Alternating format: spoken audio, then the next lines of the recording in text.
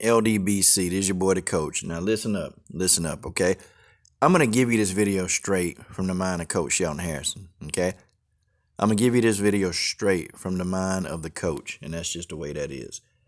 You know, this video kind of hits a little close to home for me. It's very close to home. I deal with kids like Mak'Hia Bryant all the time, okay? I do. I can probably tell you I've got about 4 or 5 Mak'Hia Bryants in my gym, okay? They have issues. They don't have an outlet to really be who they're meant to be in life. They just don't have it. And when you're in the foster care system, okay, when you're in that system, it's kind of hard to really be who you want to be. And I'll tell you, I'll just tell you before I even start the video, because I know a lot of y'all are like, man, when you gonna get to what he thinking? When are you gonna get to it? I see these kids. Kids in the foster care system, they're really doomed. And kids that actually get out of the foster care system and be successful adults is very rare. Okay, I've had a lot of them that come to my program. They become successful adults, but in foster care, though, the opportunities for these kids, they're very low. Okay, Mak'Hia Bryant was in foster care. Now, guys, I'm going to start the video off with, if you guys, you racists, and y'all know how y'all do. Y'all know how y'all racists do. You want to spend a racist rhetoric on this, and you want to say something goofy and stupid. Your comments, it ain't going to show up, okay? It's just not. Ain't nobody going to know you said it. Okay, this woman in the video, this woman on this picture right here. When I first saw this picture, I said to myself, you know what? She don't look like somebody who grieving. And I said, who is this? And so when I really went into it, this supposedly supposed to be a mama. I was thinking that this may be I was thinking it was like an associate or somebody who knew her, or even a foster care worker herself, give her. Because she didn't give me that vibe that she was somebody who deeply cared about Mak'Hia. Then I looked at an interview. This woman is wicked as hell. Evil. This is supposed to be the girl mama. Now, somebody correct me, but am I 100% right? Because it said it was her mother, and I couldn't believe it. This woman is smirking, like literally smirking, and your daughter is feet away from you. Hell, I mean, you can look in this picture. Is this like a chair? Guys, is this a chair? Like, I'm unreal. That looked like one of them chairs you bring outside. When, you're at the soccer game or you're at the baseball game for your kids. I swear it looks like one of those chairs right below her elbow. And I'm sitting like, is this woman legit smirking and her daughter is feet away from her in a pool of her own damn blood? Your daughter in a pool of blood and you giving her an interview. Man, when I saw that, boy, I was infuriated, like heavily. But I tell you something, man. I started to understand why Mak'Hia Bryant may not be in the home.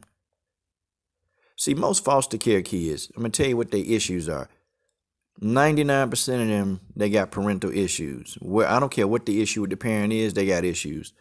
Whether the parents are too abusive, whether the parents just ain't doing their job, whether their parents are sexually abusing them. Guys, I'm telling y'all, I've dealt with all these types of kids, and they come into my gym.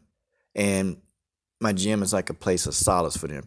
Like they can get in there and escape just the craziness. They can escape it for about 3 or 4 hours. They ain't got to worry about that stuff. In foster care homes, things happen to girls. A lot of stuff happen. There's a lot of abuse going on in the homes.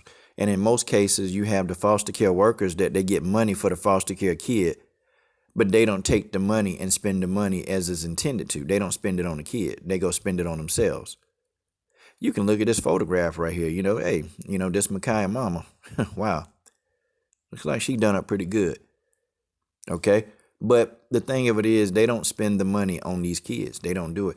And, I used to have foster care kids where they got the same shoes with holes in them, or they wearing the same clothes for 3 days straight. And I confronted one foster care parent, man. I cussed her out. And, she was trying to say, oh, well, we bought her clothes, but she just don't want to wear the clothes we bought her. And I'm like, are you stupid? Do you think I'm stupid? Do I look stupid to you? I said, I know damn well you ain't spent that money on this girl. I said, look at you. I said, how you come out the house looking like you finna go to, like you finna go walk on the red carpet, and your foster care kid look like she just been playing in dirt with these clothes. And the kid told me, she said, Coach, asked, can I use the wash? So I asked, can I wash these clothes? And I just get cussed out. And I believe that kid too.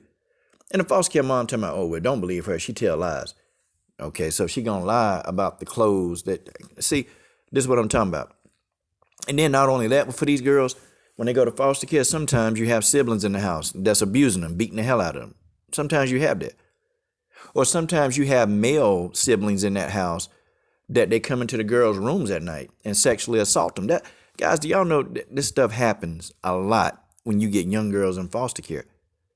It's just a lot. And so being in foster care is an extra added stressor for the person. Now, they're in foster care for a lot of reasons. The parents can't be parents. And, sometimes when the parents actually try to be parents, well, the kid behavior done got so far out of control.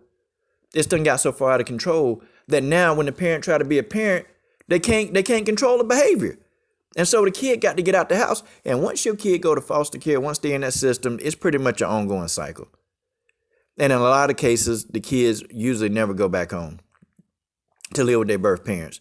They stay in the system until they're 18, and then they got to get out and do it on their own. So does that system work for anybody?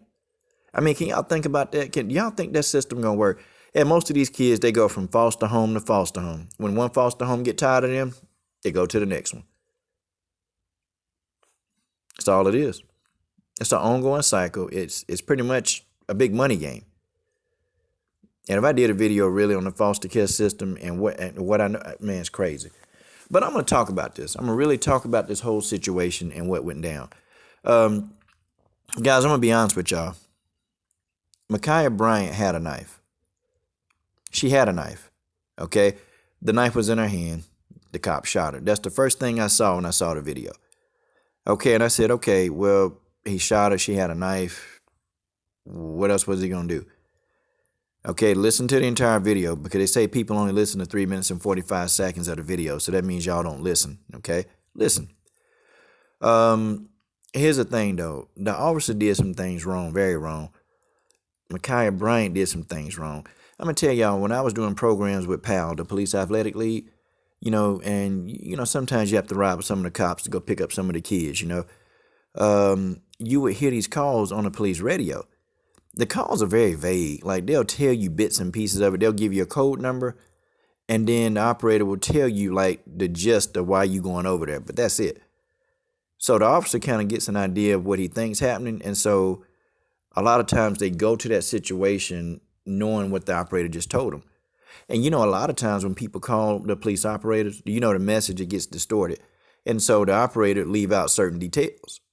Well, this cop showed up on the scene like he was just going to stop a domestic violence dispute. Like he was just going to calm some people down. Like that was the attitude he had when he got out the car. He didn't pull his gun out until he saw that knife. There was even a guy that pushed another woman to the ground. He really didn't respond to that. He didn't really respond to that. He only responded to when he saw that damn knife. And he shot. Here's the thing. He told Mak'Hia Bryant, or he told the girl in pink to get down, or he was telling people around the area to get down, get down. He had no intention of trying to really talk Mak'Hia out of this. And guys, I want y'all to understand something. Look, you got a split-second decision, right? Split second. What do? Do you try to talk Mak'Hia Bryant down to stop her from, killing the girl in the pink or stabbing her? Do you try to talk her down? Okay. Now the girl in the pink might die, but Mak'Hia Bryant lives. Okay, fine. Guess what? You're an officer. Guess what's gonna happen? He should have did something. Okay. Do you try to tase Mak'Hia Bryant? Okay. Do you tase her? I don't know. I've seen tasers deployed and not really work. Or I've seen people, they got the dexterity of a bull. They withstand a taser. What do you do? Seriously, guys, I want y'all to think, what do you do in a split second? Who do you save? Who do you save? And don't worry, I got smoke for this cop too. I got smoke for his crusty ass. But who do you save? The officer chose to shoot the girl with the knife. The knife was visible, y'all. It's just what it is. And if you black and if you pull out a knife, even if you got the knife playing with it, okay, the police gonna shoot you. We know they want an excuse to shoot you. So, but now this situation, this cop, guys, I hate to tell y'all, this cop ain't doing no time. Okay, he ain't finna do no time. Okay, they might not even have a trial because the knife is visible. It's right there. You can see the knife. He ain't gonna do no time. See, Mak'Hia Bryant was the one called the police. And I'm gonna tell you something. She was getting jumped. And I don't know about y'all, but I've seen a lot of situations, even right here in my own city, where, a group of girls jumped another girl and the girl died. Okay, they stomping, kicking these girls in the head and killing them. So I don't blame Mak'Hia Bryant for getting a knife to defend herself, especially if it's more than one of them. I don't blame her. I don't blame her at all. And there was a dude, I guess he was helping her, you know. And I wish that brother, man, I wish that brother would have tried to, like get that knife out, tell her, hey, don't use no knife. I wish he would have told her that before she ran out of that house to try to stab that girl. I wish, man, that brother could have told her, man, look, come on. We don't need no knife to deal with these two. We don't need no knife. Okay, but he didn't. And I think he was trying to help defend Mak'Hia because them girls came over to the house to jump her. They tried to. And this kind of thing happens a lot. So I don't blame Mak'Hia for actually getting a knife to defend herself. But see, those stand your ground laws, they don't seem to work very well for black people. It just don't seem to work. Okay? We get shot. So here's the thing, man. Here's the thing. She was defending herself. Mak'Hia Bryant called the cops. She was defending herself. She was really, trying to, I guess, do the right thing by calling the police but it didn't work out for her. It didn't work out. And then another thing, the cops on some of these 911 calls, some of them don't even know who they're looking for. Some of them don't even know. Some of them don't even have a description. They don't have nothing. They're just going to go resolve a domestic dispute. So a lot of times they don't even know who's doing what. This officer had no idea that these two girls came over to jump this girl. He didn't have an idea. Pulled out his gun, started shooting. And, he never told, in the same sentence where he said, hey, get down, get down. He could have said, police, drop the knife. I mean, he could have said that, but he made no effort to say that. He didn't say that. He said, get down, telling everybody else to get down because I'm finna shoot her. And the other problem that I got with this cop, when he shot her, he didn't try to resuscitate her. He just stood over her body. And y'all know how this goofy ass look that these cops get. Y'all know the goofy look where they just looking around like, I just shot somebody. I wonder if I'm going to get to go home. Oh no, I'm going to lose my life. That look. That look when they shoot somebody. That look like me. That look. Yeah. Yep. He never tried to resuscitate her. And I thought to myself, yeah, he got to look like, okay, well, I shot her and I was justified, so I ain't got to worry about saving her. Yep. There was another cop there that was trying to. I think it was him or it was either a paramedic. I wasn't sure. I think it was another cop. He was trying to resuscitate her, but the cop that shot her, hell, he didn't. I ain't see him trying to do nothing. But, the people now, and I got to start throwing some blame out here.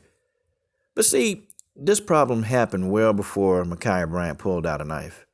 See, this problem the problem of her parents, they got her killed. Yeah, I know, right? Because they didn't do what they were supposed to do when she was younger. And now all of this stuff has manifested itself into her death. And I know Mak'Hia played a role in her own death, but what role models did she have growing up? Because your parents supposed to be your biggest role model. Your mom and dad is supposed to be your biggest role model. And where the daddy? Where the girl daddy at? Where is he at? I kind of have that issue. Like, and maybe he has, maybe he was there. I don't know, y'all. I don't know. But her biggest role models, they failed her. And then you got an aunt. She gave a very emotional speech. But you know what? This your niece. Why your niece can't live with you? Why she can't live with you? I don't get it. The aunt is there. And I don't know. I don't know if she was living with the aunt. I don't know. But the aunt said she had issues. So from the looks of it, it appears that the aunt is the aunt and Mak'Hia not living with the aunt. She's living in a foster home. Okay? She's living in one of these foster homes. Okay, if she had issues, why you didn't take her under your wing? If she couldn't live at home with her mom and daddy, why you didn't take her? Like, see, it's a lot of people saying this and she did this and she was this. But who are all the people that physically tried to get in there and do for this kid? Who? Damn sure wasn't the police, because when you call the police, That's it. That's it. When you call them, that's the Grim Reaper coming to your house. They coming to take you out. They coming to take you out. Wasn't the mama, because the mama sitting up here on camera smirking. Where were you, aunt? And then, the people, the girl recording. I mean, yeah, she filmed it. She filmed the video. She filmed it. Why nobody didn't tell her to drop the knife? Why? I mean, nobody. Everybody just sat and watched. Hell, why did all the people that saw this go down, why nobody try to intervene to stop these two girls from trying to jump this girl? Why? It's like nobody did anything. Everybody just watched. But that's what we do.